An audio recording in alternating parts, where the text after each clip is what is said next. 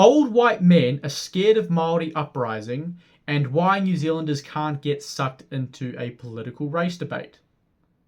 Apparently that's Paddy Gower's talking point.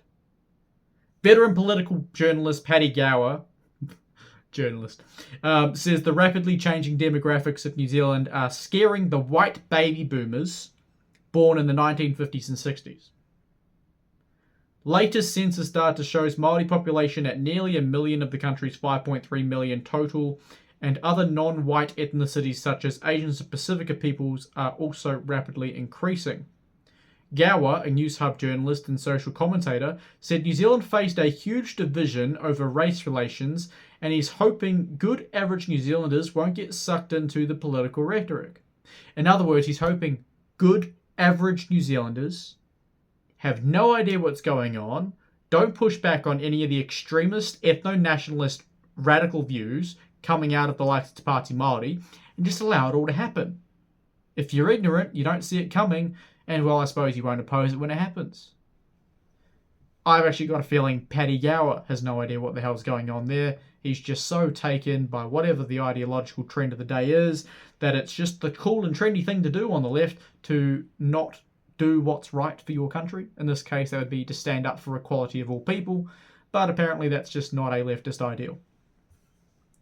What concerns me is the huge amount of division we have over race relations. Yes, it is extremely concerning, and that's why we should push back on the suggestion that we separate ourselves based on ethnicity.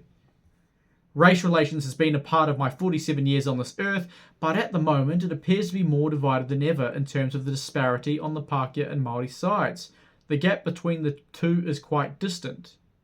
Gower said throughout New Zealand history, race relations had simmered along and released like a genie in a bottle, but most times common sense prevailed and New Zealanders would look at bigger picture issues like the cost of living rather than whether they felt aggrieved that the government department had a Māori name. You see, the fact that Gower is reducing this to as if it's just a debate about what Māori or what government department names are and whether those department names are Māori or whatever. This is so much bigger than that. This is really about the constitutional, the foundational principles of our nation and how we move forward from that.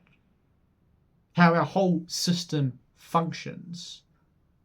It is about acknowledging the best way to bring everyone forward together. What is the least divisive way of going forward? What is going to be the way that allows everyone to make the most of the systems available? Rather than having names being a certain way for the sake of it, or allowing certain ethnic groups to have certain rights for the sake of it, or have certain systems for the sake of it, without actually thinking, why are we doing this? What benefit is it actually going to bring? And that is what he's not talking about. He's talking about the irrelevant stuff like whether or not, technically speaking, it matters what a government department name is. Honestly. Gower said political agendas were being pushed by the right via the ACT Party and equally from the left radical pushback from Te Pāti Māori. A little bit of balance for once. But he is saying that political agendas are being pushed by the right. And if you're telling me that somehow it's a bad thing, that the political agenda of the right is to push for equality, to recognise us all as equals under the law, is somehow a bad thing, then what do you want, Gower? Seriously, you might be able to say here that, oh yes, but there is equally from the radical pushback from Te Pāti Māori. Sure, the only actual pushback here that is divisive, or the only aspect of this that is inherently divisive, is from the left radicals, aka Te Pāti Māori. They're the ones creating the division here, not the right via the ACT Party. The ACT Party is simply advocating for equality. Let's face it, these Pākehā baby boomers hold a lot of the power in this country, a lot of the sway, and a lot of the debate. And they're the ones that go out and vote. And that's where a lot of these views sit, you know. Old white men are scared of what's coming. What is coming? What is coming, Paddy? You seem to be informed of what's coming, yet don't want anyone to stand up against what's coming. Because if you actually knew what was coming, then you wouldn't be saying this. If you knew what was coming, you would know that these baby boomers that are scared aren't scared because of nothing.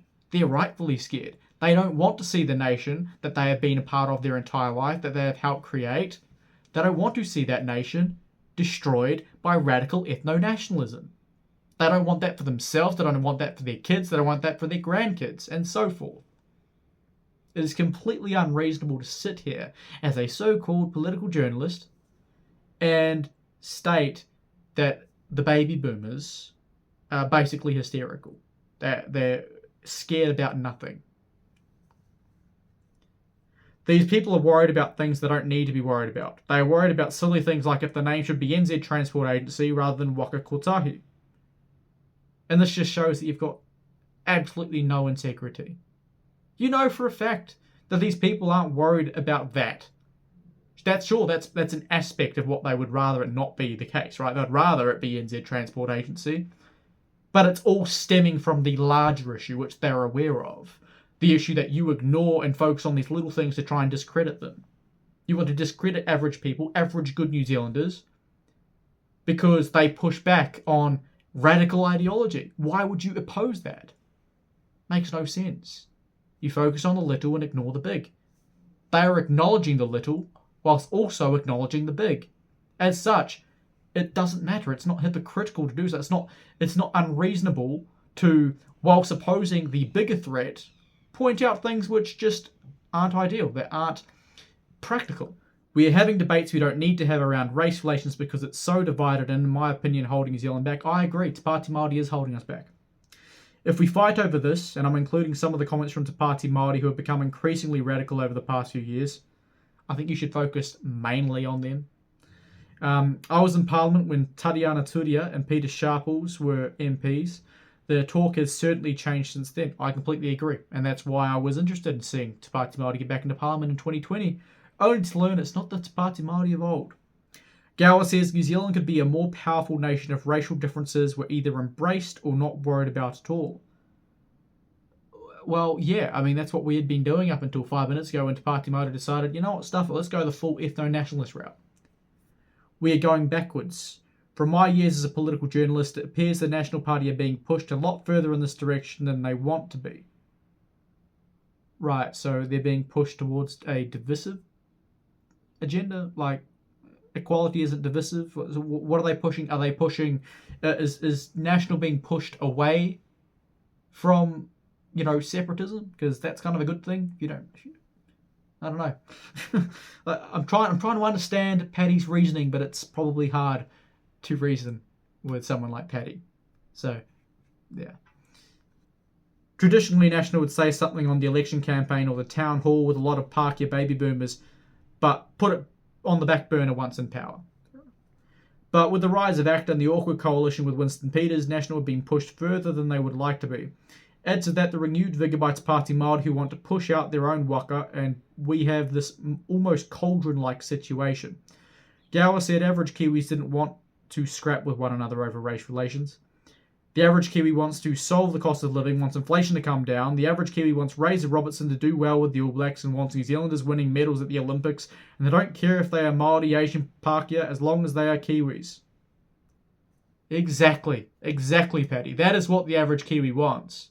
Yet, the real issue here, the real radicals here, it's Pāti Māori, the ones that you were saying, oh yeah, they're kind of a problem, but as if they're not the main problem, but they are. They're the ones that are being pushed back against. They're the ones that are kicking up a hiss and a roar at absolutely everything the coalition is doing. They're the ones that don't recognise themselves as Kiwis. They're the ones that don't recognise themselves as New Zealanders. They're the ones that recognise themselves as being some special breed of people with different rights and duties in this country, with a different level of importance. We're not New Zealand children, they're Māori children. That's what they'll say. We're not New Zealanders, we're Māori.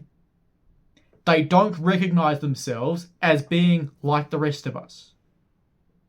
That is the issue with Te Pāti Māori. They're the ones that are the true cause of all the division in this nation. And they do so by radicalising their youth, radicalising their followers, who in turn radicalise more of their youth. It's been a slog, but they've done it. They are radicalising their people, and they're doing so that they can get them to stand up and fight for their own personal agenda. An agenda which would implement racial separatism in New Zealand. An agenda which Paddy Gower conveniently pretends isn't happening. And that is why Paddy Gower certainly does have issues.